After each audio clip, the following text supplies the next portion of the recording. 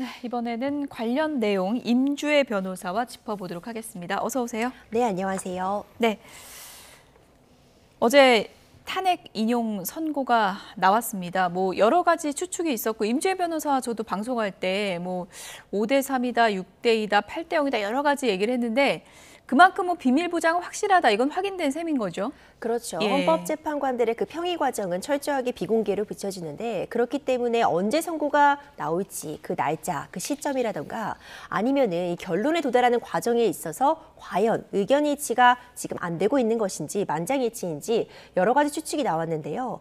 사실 어제 선고 결과에서 제가 가장 놀랐다 이렇게 평가할 만한 부분은 만장일치였습니다. 그러니까 만장일치가 이루어지지 못했을 것이다라는 예측이 많이 나온 것이 역대 최장기간 평일을 거쳤습니다.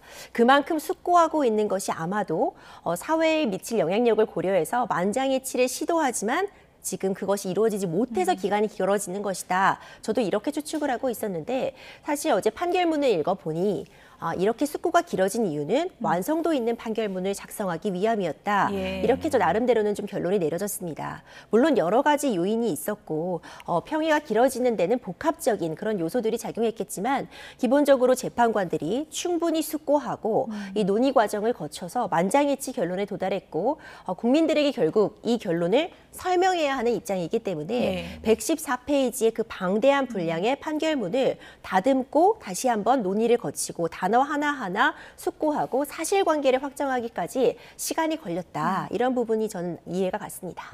네. 자, 120여일 만에 대통령 탄핵 심판 결과가 나온 건데요. 여기서 어제 헌재 최종 선고를 잠깐 듣고 오겠습니다. 피청구인의 법 위반 행위가 헌법 질서에 미친 부정적 영향과 파급 효과가 중대하므로 피청구인을 파면함으로써 얻는 헌법 수호의 이익이 대통령 파면에 따르는 국가적 손실을 압도할 정도로 크다고 인정됩니다. 이에 재판관 전원의 일치된 의견으로 주문을 선고합니다. 탄핵 사건이므로 선고 시각을 확인하겠습니다. 지금 시각은 오전 11시 22분입니다. 주문, 피청구인 대통령 윤석열을 파면한다. 자, 어제 파면 결정이 나오는 순간 영상까지 함께 보고 왔습니다. 자, 보신 것처럼 전원일치 결론이 나왔는데, 자, 앞서 임주혜 변호사께서는 이게 국민들을 설득하고 설명하기 위해서 이 결정문 작성에 심혈을 기울인 것 같다 말씀해 주셨잖아요. 자, 시간이 생각보다 오래 걸린 데에는 보충 의견을 적는 것도 좀 고려 사항이었을까요? 네, 그런 부분도 영향은 있었을 것 같습니다. 사실상 우리가 어제 전원일치 결정이었기 때문에 반대 의견은 없었습니다. 그러니까 다수의 이 결론에 반대하는 그런 반대 의견이라던가 아니면 결론에 도달하는 과정에 있어서 다른 논거 이런 부분들을 제기한 부분은 없다고 볼 수 있는데 다만 특히 각하와 관련될 수 있는 그 절차적인 부분에 관련해서는 일부 보충 의견이 존재했습니다. 이 탄핵을 소추할 때 다른 회기에 다시 탄핵 소추 사유를 소추하더라도 이 부분에 일부 좀 제한이 있어야 된다. 횟수에 있어 제한이 필요해 보인다라는 그런 보충 의견도 존재를 했고요. 과연 헌법재판에서 이런 전문 법칙 같은 부분에 대해서 일부, 그러니까 형사재판에서 쓰여지는 그 수사 기록 자료들에 대해서 아직 증거 인부에 대한 동의가 없어도 헌법재판에서는 좀 더 폭넓게 사용할 수 있는 이런 부분과 관련해서 좀 더 엄격하게 도입해야 된다는 측면 내지는 더 완화해서 적용될 수 있다. 이런 보충 의견들이 존재는 했는데 이것은 아마도 평의 과정에서 굉장히 치열하게 여러 가지 이야기들이 오고 갔으리라 이 부분은 짐작할 수 있지만 결론, 만장일치 결론을 내리는 데 있어서는 어떤 중요한 요소가 됐다거나 걸림돌이 됐다 이렇게 보기는 좀 어려운 측면이 있는 것 같습니다. 보충 의견까지 꼼꼼히 포함된 결정문이었다. 임주혜 변호사가 분석을 해주셨는데 제 옆에 김성원 변호사도 오늘 모셨습니다. 네, 결정문 어제 꼼꼼하게 보셨을 텐데 많은 분들이 이제 여러 가지 평가가 나오고 있는데 모든 국민이 좀 이해하기 쉽게 표현해서 쓴 결정문 같다 이런 평가도 있더라고요. 네, 그렇습니다. 이 사건은 피청구인의 행위에 대해서 그 파면 여부를 결정하는 선고이기도 하지만 한편으로는 앞으로 대한민국이라는 민주공화국에서 권력이 어떻게 위임되고 또 그 권력을 받은 사람들이 어떻게 행사해야 하는지 그 부분에 대한 내용들이 상당히 잘 정리된 그런 결정문이기도 합니다. 예. 그렇기 때문에 5가지 주요 쟁점에 있어서는 별다른 의견이 없었을 것으로 보이고 또 그 내용에 대한 것들은 굉장히 간결하게 서술이 되어 있지만은 오히려 재판부가 굉장히 고민한 부분들은 이 결정이 가지는 의미에 관한 부분입니다. 그래서 총론에 관한 부분들이 굉장히 잘 정리되어 있고 민주주의란 무엇인지, 예. 민주공화국이란 무엇인지, 그리고 그런 민주주의와 민주공화국 사회에서 그 권력을 위임받은 권력자가 그 국민으로부터 위임받은 권력을 행사하는 과정에서 정치적인 갈등과 긴장을 어떤 방식으로 해소해야 하는지, 만약에 그것을 해소하지 않는다면 그것이 왜 중대한 신임의 배반인지에 대한 것들을 차례차례 설명한 부분들이 굉장히 중요했다고 보여지고요. 예. 그런 부분에서 조금만 풀어서 말씀을 드리면은 결론적으로는 민주주의라는 것은 상대방이 서로 다른 진리와 상대방이 서로 다른 가치들을 가지고 있다는 것을 존중하고 그런 부분들에 대한 다양성을 존중하는 것을 전제로 하는 체제다라는 것이고, 민주공화국이라는 것은 그러한 민주주의라는 하나의 영혼을 바탕으로 만든 국가 권력의 구석이라는 것입니다. 그래서 참 그게 인상 깊었습니다. 결정문 결론 부분의 제 첫 문장이 예. 대한민국은 민주공화국이다로 이렇게 시작을 합니다. 그 부분에 있어서 결국은 권력을 위임받은 사람들은 자기 자신이 가지고 있는 권력이 아니라 국민들로부터 권력을 위임받은 것이고, 이 권력을 위임한 사람 중에는 지지한 사람뿐만 아니라 모든 국민들의 권력이 함께 위임이 되어 있기 때문에 그 부분들을 받은 사람으로서는 모든 국민에 대한 책무로서 통합과 그 노력들을 신임에 다해야 하는데, 그 과정에서 정치적인 갈등을 해소하기 위한 목적으로 국민으로부터 위임받은 권력을, 특히 그중에서도 무력을 행사하고자 했던 것은 그 국민의 신임에 중대하게 위반된다는 얘기를 한 것이고요. 이것은 피청구인 윤석열 전 대통령에 대한 것뿐만이 아니라 예. 앞으로도 대한민국에서 국민으로부터 권력을 위임받게 될 모든 공직자, 모든 권력자들에 대해서도 지켜야 하고 명심해야 할 부분들을 이야기하기 위해서 굉장히 고민해서 쓰였다, 예. 이렇게 생각합니다. 예. 자, 그리고 지금 속보가 들어왔는데요. 헌법재판소 공보관실이 알려온 소식입니다. 문영배 헌법재판소장 권한대행이 어제 탄핵 심판과 관련해서 소회를 밝혔는데요. 탄핵 심판 절차가 원만하게 진행되도록 충실한 보도를 해주신 언론인들, 그리고 헌재 안전을 보장해주신 경찰 기동대 대원들께 감사드린다라는 메시지가 나왔습니다. 자, 그리고 탄핵 심판이 무리 없이 끝난 데에는 헌신적인 헌법 연구관들과 열정적인 사무처 직원들의 기여가 있었음을 밝혀둡니다라고 문영배 헌법재판소장 권한대행이 소회를 밝혔다는 소식을 전해드리겠습니다. 네, 문영배 대행 아주 긴 시간 탄핵 심판 심리가 있었고요. 어제 국민 앞에서 8대0 윤석열 전 대통령 파면 선고를 직접 낭독한 장본인이기도 하죠. 문영배 대행이 탄핵 심판 소회를 밝혔는데요. 탄핵 심판이 원만히 진행이 됐고 언론과 경찰에 이제 감사하는 뜻을 밝히겠다. 헌신적인 헌법 연구관 그리고 사무처 직원도 기여했다는 것을 밝혀둔다. 이런 입장을 밝혔습니다. 그야말로 8명의 재판관들이 혼을 담은 그런 결정문이었다고 볼 수 있는데, 임주혜 변호사님은 개인적으로 어떤 문구가 좀 인상적이셨어요? 사실 어제 판결문을 저도 예. 처음에는 이제 요지 부분, 낭독한 부분만 먼저 받아봤고요. 저녁에 이제 집에 들어가서 차분하게 이 114페이지가 되는 판결문을 읽어봤는데 굉장히 잘 쓰여진 판결문임에는 틀림이 없습니다. 일단 누구나 쉽게 이해가 가는 측면이 있었고요. 쟁점이 되는 사안에 대해서 굉장히 심도 있는 그 고민 어린 그런 시선들이 그대로 담겨 있었거든요. 예. 그리고 제가 주목했던 부분은 윤 전 대통령이 주장하는 바에 대해서도 충분한 판단을 했다는 그런 고민이 느껴지는 부분이었습니다. 특히 지금 국정이 굉장히 혼란스럽고 예. 줄 탄핵이라던가 예산안 삭감 문제 이런 부분들 때문에 이 비상계엄을 경고용으로서 내지는 이런 부분들을 알리기 위해서 선포할 수밖에 없었다라는 주장에 대해서 대통령으로서 현재 국정이 혼란스럽다는 그 판단, 그런 부분은 정치적으로도 존중한다라는 부분을 밝혔거든요. 예. 그럼에도 불구하고 중요한 부분은 대통령으로서는 이런 부분을 대화와 협치를 통해서 해결했어야 한다라는 걸 강조한 측면입니다. 또한 국회를 향해서도 중요한 메시지를 던졌습니다. 소수의 의견도 귀를 기울였어야 된다. 이런 부분에 대한 또 언급이 있었거든요. 우리가 항상 강조하는 부분이 어떤 분쟁 상황이 있을 때 해결할 때 대화와 타협 시도해야 된다는 이야기는 초등학생들에게도 가르치는 내용입니다. 그런데 과연 이런 시국이 온 상황에는 대화와 타협, 협치라는 그런 가치가 무너졌기 때문이라는 것이 가장 중요한 원인이다. 이 점을 꾸짖는 예. 것이 굉장히 인상 예. 깊었다고 생각이 되고 어제 그 결정문은 작성은 정영식 재판관이 한 건가요? 이제 정확한 부분은 사실 정확히는 알 수 예. 없겠지만 기본적으로 지금 주심이 정영식 재판관이었기 때문에 예. 또 정영식 재판관이 이 다수 의견에 동의를 했기 때문에 만장일치 결정이기 때문에요. 예. 모두 함께 특히 이 헌법재판관 연구관 TF들이 초안을 작성하고 기본적으로 그 내용은 초안은 정영식 재판관이 작성했을 가능성 매우 높아 보입니다. 이런 점을 밝힘으로써 앞으로 있을 우리 사회에도 전해주는 메시지가 매우 컸다. 저는 특히 그 부분이 좀 인상 깊었습니다. 예. 자, 김성훈 변호사께도 여쭤볼게요. 조금 전에 대한민국은 민주공화국이다. 이 부분이 인상적이었다라고 말씀해 주셨습니다만 이 밖에 또 법조인으로서 인상 깊게 들으신 부분이 있을까요?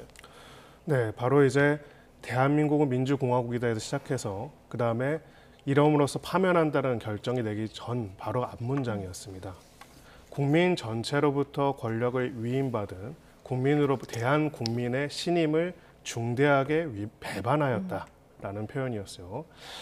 결국은 민주공화국이라는 이 서두와 마지막으로 국민 전체의 신임을 중대하게 배반하였다라는 마지막 문장은 서로 마주하는 것입니다. 대한민국은 민주공화국이고 대한민국의 주권은 국민에게 있고 모든 권력은 국민으로부터 나온다라는 헌법 1조의 가치입니다.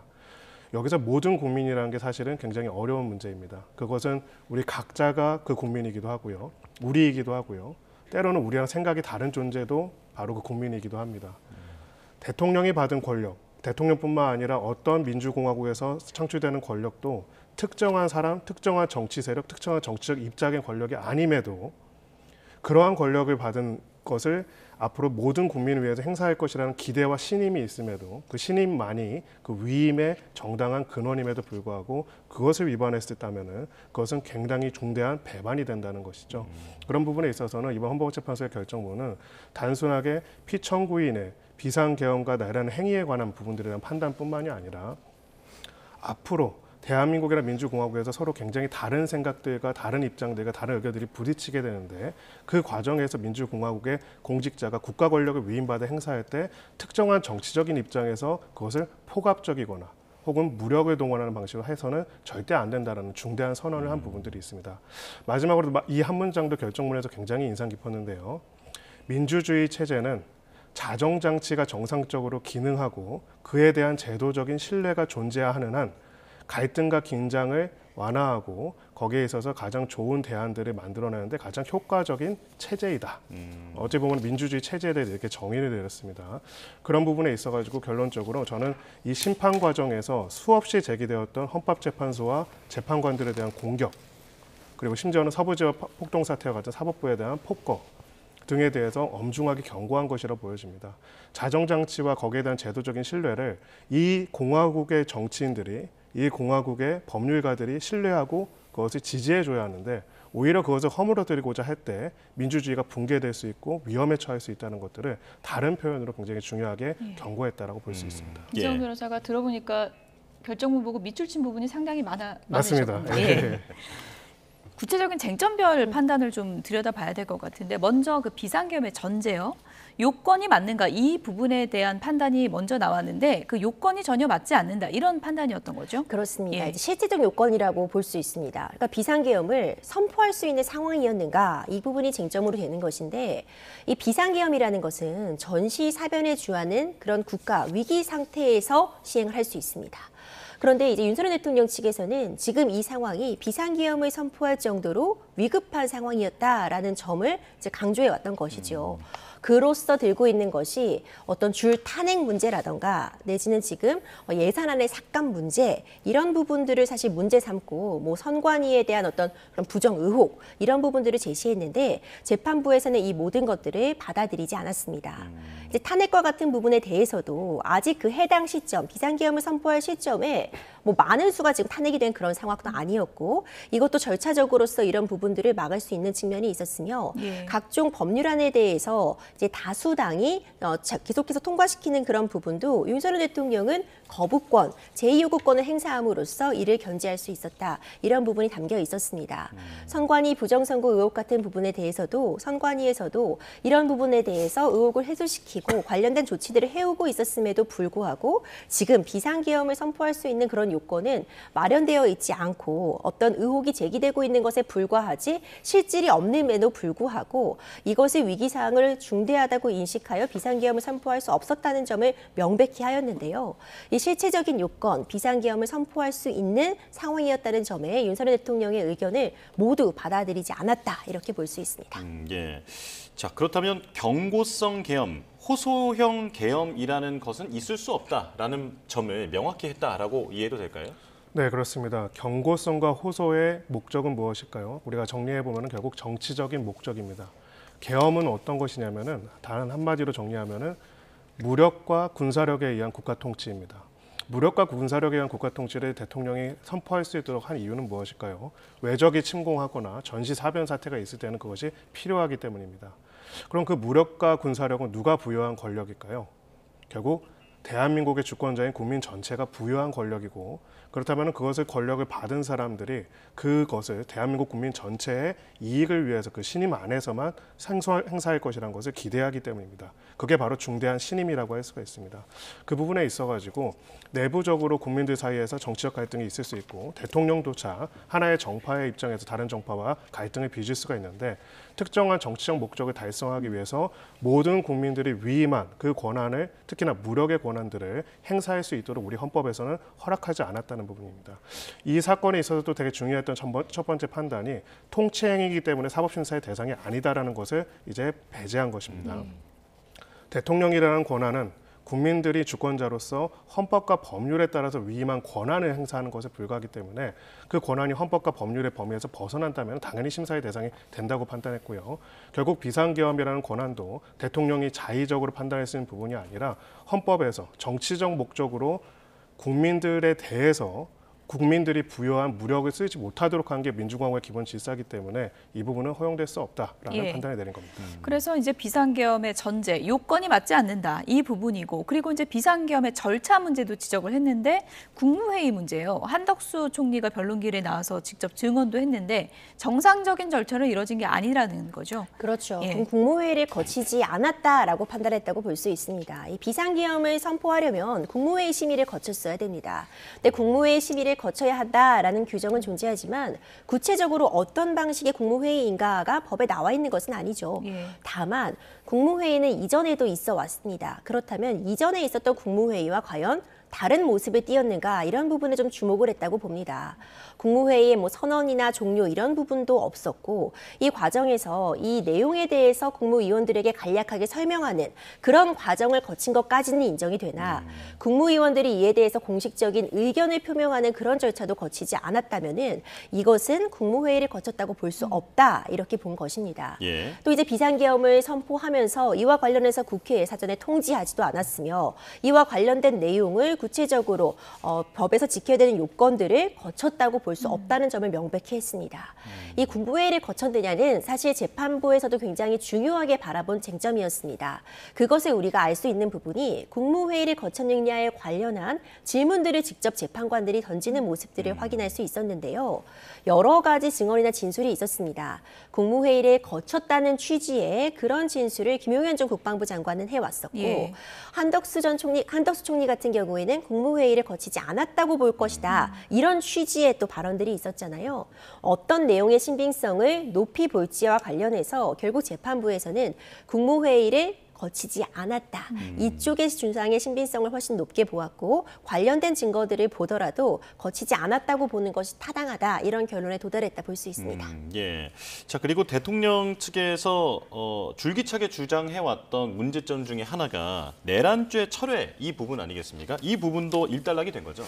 네, 그렇습니다. 아주 간단하게 말해서 결국은 내란죄가 철회되지 않았다고 판단했다고 보는 게 맞습니다. 예, 그러니까 이것이 피청구인 쪽에서는 계속 내란죄가 철회됐다고 이야기를 했는데 정확하게 표현하면은 소추 사유를 그대로 유지한 상태에서 내란죄라는 형사적인 범죄의 성립 여부를 구체적으로 재판 과정에서 다투지 않겠다라는 입장을 정리했던 부분이 있습니다. 그러면은 이것이 내란죄라는 어떻게 보면 중대하게 헌법을 유린할 목적으로 국가폭력을 동원했다는 부분들을 완전히 배제한 것인가를 봐야 하는데 재판부의 판단은 결론적으로는 기초적 사실관계가 동일한 내용들에 대해서는 사유가 그대로 유지되고 있기 때문에 기존의 사유가 임의로 제거됐거나 철회됐다고 볼 수가 없다라는 판단한 거고요. 이것은 여기서 자세하게 쓰진 않았지만 나름의 헌법적인 이유가 있다라고 볼 수가 있습니다. 어떤 것들이 형사적으로 범죄로서 확정되기 위해서는 사실은 수년에 걸친 수많은 여러 가지 재판들의 절차들이 필요합니다. 근데 대통령 탄핵 심판에서 탄핵 선고 여부들을 결정하는 거는 국민이 위임한 권한을 박탈할지 여부만을 결정을 하는 것이고요. 그 부분에 있어가지고 만약에 여러 가지 형사소송법상 모든 절차들 다 거친 다음에만 한다면 통상 3년, 4년까지 임기보다 훨씬 더 초과될 수가 있습니다. 그런 부분에 있어가지고는 개별적인 어떠한 위반 행위에 대해서 구체적인 형사법적인 성립 여부를 다투는지 안 다투지에 따라서 탄핵 심판이 달라져야 한다고 판단하지 않은 것으로 보이고요. 무엇보다도 내란죄를 범하였다라는 부분들에 있어서 결국 이러한 행위를 했다라는 것을 탄핵의 사유로 삼은 그 사유 자체가 달라지거나 그 사유 자체가 없어졌다는 것은 아니라는, 즉 철회가 아니라는 것이 가장 핵심적인 취지다라고 볼 수 있습니다. 사실상의 그 의미가 들어가 있다. 맞습니다. 이렇게 볼 수 있는 건가요? 어쨌든 뭐 그것이 이제 각하 사유가 된다라고 주장하는 측이 있었지만 이제 헌재에서는 이것을 이제 일축한 것이고 맞습니다. 또 다른 쟁점은 바로 정치인 체포 지시죠. 끌어내려라.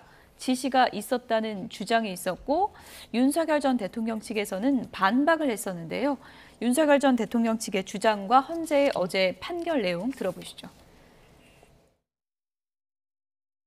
저는 그냥 사람이라는 이런 표현을 놔두고 또 의원이면 의원이지 인원이라는 말을 저는 써본 적이 없습니다.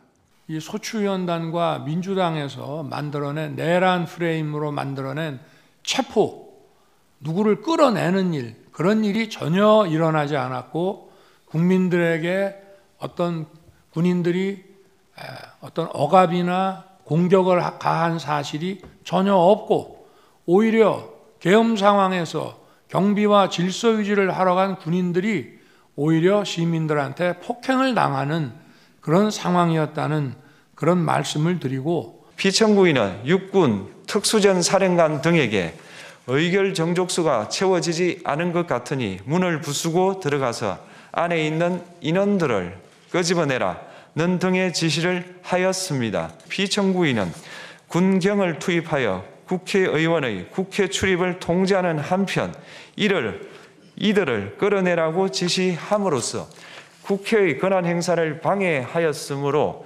국회에 계엄 해제 요구권을 부여한 헌법 조항을 위반하였고 국회의원의 심의 표결권, 불체포 특권을 침해하였습니다. 피청구인은 필요시 체포할 목적으로 행해진 위치 확인 시도에 관여하였는데 그 대상에는 퇴임한 지 얼마 되지 않은 전 대법원장 및 전 대법관도 포함되어 있었습니다. 이는 현직 법관들로 하여금 언제든지 행정부에 의한 체포 대상이 될 수 있다는 압력을 받게 함으로 사법권의 독립을 침해한 것입니다. 네, 몇 가지 이제 판단 내용이 나온 건데 첫 번째, 정치인을 끌어내라 이 지시가 있었다는 증언이 있었는데 이것을 사실로 채택을 한 거죠. 그렇죠. 예. 일명 이제 요원 논란이다 이렇게 좀 정리해 볼 수 있을 것 같아요. 이것이 요원이냐 의원이냐 나중엔 인원이다 뭐 이런 이야기까지 나왔죠. 헌법재판소에서는 이 부분을 의원으로 해석할 수밖에 없다 이렇게 확인을 해줬습니다. 여러 가지 그런 사실관계를 확정하는 어떤 증거들이 있었는데 일단 의결 정족수 이런 얘기가 나왔습니다. 여기서 이 대화 맥락 전후를 생각해 봤을 때 의결 정족수라는 단어가 왜 나왔겠는가. 이 비상계엄을 해제하기 위한 그 의결 정족수 얘기다라는 부분들이 전체적인 맥락을 보면 충분히 확인이 가능했습니다. 그렇다면 이 앞뒤 상황을 생각을 했을 때 일부 지금 증언이나 진술들이 엇갈리면서 뭐 인원이었는지 요원이었는지 의원이었는지 이 부분이 중요한 것이 아니라 이것을 국회의원으로 해석할 수밖에 없다. 이 부분을 확인했다고 보여집니다. 특히 관련해서 너무 많은 사람들, 이미 이 근무를 하고 있던 사람들이 이와 관련된 직접적인 지시를 들었다. 마이크가 켜져 있었기 때문에 이런 부분들이 확인이 되었고요. 그렇다면은 실제로 이 국회의원 의결 종족수를 채우지 못하게 하기 위해 끌어내라는 구체적인 지시가 있었다. 이 부분을 재판부에서는 정확하게 인정을 했다. 이렇게 보여집니다. 예. 자, 그리고 판단 증거와 관련해서 검찰 조사 논란도 정리가 됐는데요. 이 부분에서는 재판관들의 보충 의견이 다양했는데 조금 전에 임주혜 변호사께서 간략하게 말씀을 해주셨습니다만 김성훈 변호사께서 조금 더 이 보충 내용이 어떤 걸 의미하는지 설명해 주실까요? 네, 한마디로 탄핵 심판에 있어서 증거를 수취하는 과정 중에서 그 증거에 있어서의 소위 증거 법칙을 어디까지 적용할 것인지에 대해서 재판관들 사이에서 약간의 이견들이 있었다라고 볼 수가 있습니다. 다만 이견이 없는 부분과 이견이 있는 부분으로 나눠보자면요. 결국 이 사건 심판 과정에 있어서는 이것이 절차적 하자라거나 검찰의 신문 조서들을 우리가 증거로 채택해서 보는 것들이 부적법하다는 생각을 한 재판관은 한 분도 없었습니다. 다만 향후에 특히 전문 법칙과 관련돼서 전문 법칙이라는 한마디로 아주 쉽게 설명하면 내가 누군가한테 이런 얘기를 들었다라고 하는 부분들이 이런 걸 전문이라고 하고요. 원칙적으로 이런 전문은 이제 증거 능력이 없는 것으로 보고 직접적으로 그 경험한 부분들만 이제 진술한 것들이 인정해야 한다는 그런 기본적 원칙의 개념이 이런 겁니다. 이런 원칙들을 형사소송법이 개정된 상황에서 검찰의 신문조서를 어디까지로 증거로 쓸 수 있는지 향후에 이런 부분들에 대해서 두 재판관들이 더 엄격하게 해야 한다. 아닌데 더 완화할 수도 있다라는 이제 의견으로 갈린 부분들은 있었습니다. 하지만 어느 경우 간에 이번 사안에서는 특히나 이제 피청구인 윤석열 대통령 본인의 신문조서는 어차피 전혀 존재를 하지 않았고요. 또 이런 부분에 있어가지고는 부적법한 사유가 되지 못한다는 점에서 각 재판관들 전원의 일치된 의견이 있었습니다. 네. 정치인 끌어내려라. 이 부분도 논란이 된 부분이 있었지만 체포 명단에 이제 법조인이 들어 있었다. 이 부분에 대해서도 윤석열 전 대통령 측에 이제 반박하는 부분이 있었잖아요. 이 부분은 어떻게 판시한 겁니까? 그렇죠. 이제 이런 부분들에 대해서도 전혀 인정이 되지 않았습니다. 윤석열 대통령 측이 주장하는 내용에 대해서 사실 인정이 된 부분이 하나도 없다. 이렇게 볼 수 있을 것 같은데요. 구체적으로 체포 명단 같은 부분이 뭐 작성되었다 이런 이야기들이 나왔었는데 구체적으로 뭐 전 대법관 이렇게 다 명시를 했잖아요. 그렇죠. 예. 특히 그 부분과 관련해서 재판부에서는 따로 떼어내서 이 부분에 굉장히 꾸짖는다라고 표현할 수 있을 정도로 굉장히 강도 높은 수위로 이 부분을 문제 삼았습니다. 전직 대법관과 같은 부분에 대해서 위치 추적을 가능하도록 했다, 위치 추적을 했다 이런 부분은 현직 법관들에게 압박을 준 용도가 될 수 있다. 그것은 사법부의 독립을 저해한다. 사법부의 독립에 심대한 어떤 위기를 초래할 수 있다. 이런 부분을 강조했다고 보여지는데 이 역시도 중대한 탄핵 사유로서 중대한 헌법과 법률 위반에 해당한다는 부분을 강조했습니다. 어쨌든 변론 기회를 쭉 이렇게 보셨던 분들 가운데서는 이렇게 체포 지시 관련해서 홍장원 메모 논란도 상당히 크게 불거졌었고 곽종문 전 사령관 진술 회유 논란 이런 것도 있었잖아요. 이런 부분에 대해서는 헌재가 어떻게 판단했는지 알 수 있는 건가요? 네, 그렇습니다. 헌재는 이 부분에 있어가지고 결국은 홍장원 전 차장과 그다음에 곽 사령관의 진술이 진빙성이 있다라고 판단한 겁니다. 이름을 명시하지 않았지만 대목에서 그렇게 알 수 있다는 거죠. 맞습니다. 근데 이 부분은 이제 어느 정도 애정된 부분도 있었습니다. 왜 그러냐면요. 결론적으로 검찰의 수사 과정에서 조사 과정에서는 모두가 진술을 굉장히 상세하게 했습니다. 대표적으로 이진우 전 수방사령관이라든지 아니면 여인영 방첩사령관이라든지 조지호 전 경찰청장이라든지 검찰의 수사 과정에서는 당시에 윤석열 전 대통령과 직접 통화한 사람들이 검찰에서 조사하는 과정에서는 그런 지시를 받았다는 내용들을 거의 대부분 진술을 한 걸로 지금 검찰 수사 결과에는 나와 있습니다. 그런데요, 이 과정에서 증인으로 출석한 사람들 중에서 이진우 사령관 등 몇 명은 증언을 거부했습니다. 그렇죠. 만약에 그런 진술이 사실과 다르거나 나는 그런 지시를 안 받았다고 한다면 그 증언을 하면 되는데 그냥 증언을 거부한 것이죠.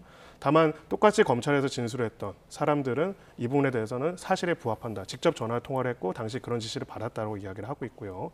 이 검찰 조서들은 다 제출이 증거로 됐습니다. 마지막으로 가장 핵심적인 진술은 조지호 전 경찰청장이었습니다. 검찰에서 사실대로 자기가 다 이야기했다. 지원 거부권 행사하지 않고 그분도 인정을 했고 거기선 국회 봉쇄 지시라든지 아니면은 정치인 체포와 관련된 내용들에 대한 내용이 다 상세하게 담겨 있습니다.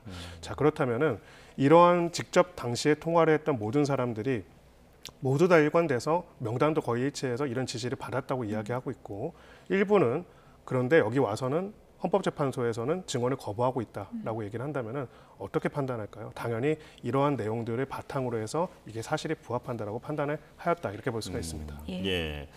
자, 이것도 좀 궁금한 게 지금 헌재가 어제 판결을 보면 이제 사실로 인정한 부분들이 상당히 많이 나오지 않았습니까? 그러니까 정치인 체포 지시라든지 이런 부분들을 사실로 인정했기 때문에 위헌의 어떤 중대성을 인정했다라고도 볼 수 있는데 이게 향후 진행될 내란 혐의 재판에는 어떤 영향을 줄까? 이게 궁금하거든요. 사실 헌법재판은 헌법재판이고 형사재판은 형사재판입니다. 이제 별도의 다른 재판이기 때문에 이것이 직접적인 영향을 준다고 보기보다는 그럼에도 불구하고 영향을 줄 수밖에 없는 구조다. 왜냐하면 12.3 비상계엄 선포라는 동일한 사실관계를 대상으로 판단을 한 것이기 때문인데요.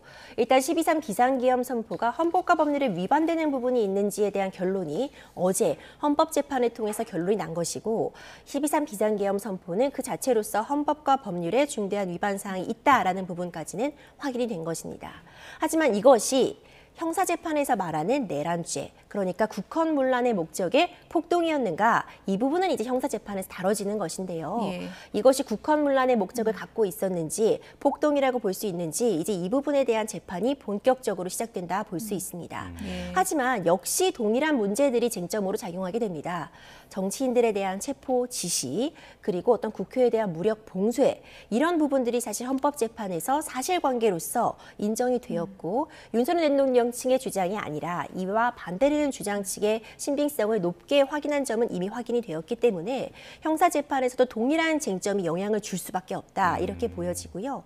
반면 좀 다르게 또 진행될 수 있는 측면은 헌법재판은 헌법재판이고 예. 형사재판 형사재판이다 볼 수 있다는 측면, 그리고 이제 지금 활용이 됐던 그런 이 증거들, 이 조서들과 관련해서 만약 동의하지 않는다면 다시 이 해당 조서의 대상이 증인으로 나와서 이 부분을 증언을 하거나 하는 조치들이 필요한데 예. 만약 다른 증언을 할 가능성, 이런 부분은 변수라고는 볼 수 있겠지만 기본적으로 이 헌법재판을 진행하는 과정에서 이 모든 사실관계에 대해서 윤석열 대통령 측의 주장이 받아들여지지 않은 점은 형사재판에서도 중요한 영향을 줄 수밖에 없습니다. 형사재판 얘기가 나와서 이거 하나만 좀 더 여쭤볼게요.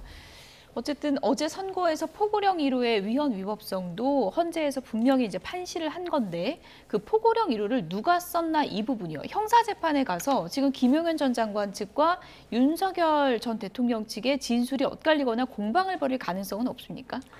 네, 원래 초반에는 좀 그럴 수 있는 여지가 있었습니다. 예. 그렇지만 이제 사실은 대통령 탄핵 심판 과정에서 이 부분들이 서로 간의 의견들이 정리된 것 같습니다. 진술이. 결론적으로는 김용현 전 장관이 초고를 써서 했고 그 내용들을 윤석열 대통령이 검토를 해서 서로 의사결정을 주고받아가지고 내린 것이다. 즉 두 사람이 같이 공동해서 만든 것이다라는 점에 있어서는 어느 정도 정리가 된 것 같고요. 그렇기 때문에 그 부분에 있어가지고 이제 특히나 이제 상급자인 윤석열 전 대통령 같은 경우에는 포고령 1호의 내용에 대해서 나는 전혀 몰랐다라고 얘기하기는 이제는 어려운 그런 예. 상황이 됐다고 볼 수 있습니다. 예, 그러면 뭐 최종적인 뭐 책임을 누가 결국 지게 되는가 이 부분은 어떻게 좀 판단이 될까요? 네, 내란죄는 우두머리 없는 내란죄는 없습니다. 예, 그렇기 때문에 결론적으로는 국가 권력을 잠탈하거나 국가 권력을 잠탈한다는 것은 여기서 대통령이 가지고 있는 권한을 넘어서 입법부와 사법부의 권한을 잠탈하는 것도 국가 권력을 잠탈하는 겁니다. 왜냐하면 대통령은 왕이 아니기 때문이죠. 예. 그렇기 때문에 그런 부분에 있어가지고 결국은 최종적인 의사결정권자이자 권한이자 책임자는 결국 포고령 1호를 승인하고 그것을 결재할 수 있는 권한을 가진 사람이고 그 사람은 당시 현직 대통령이었던 윤석열 전 대통령이기 때문에 이 부분에 있어가지고는 예. 뭐 문구를 전혀 몰랐다거나 아니면 자신이 승인한 문구가 아닌 다른 문구가 갑자기 들어가는 특별한 사정이 있지 않은 한 이 부분에 대해서 책임을 면하기는 어려울 것으로 보입니다. 예. 그런데 지금 내용들을 봤을 때는 현실적으로는 문구에 있어서 자기가 모르는 문구가 갑자기 들어갔다거나 그런 내용들은 없기 때문에 이 부분에 있어서의 책임은 여전히 유지될 것이다 이렇게 봅니다. 예.